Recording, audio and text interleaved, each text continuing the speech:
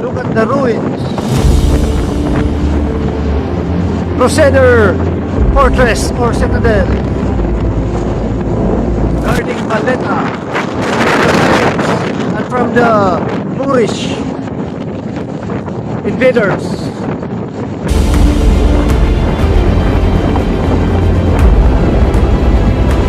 From the Knights of St. John and the Knights Templar.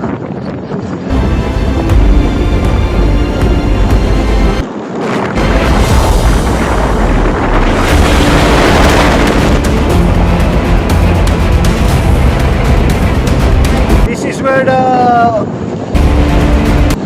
Ottoman Empire's siege of Malta.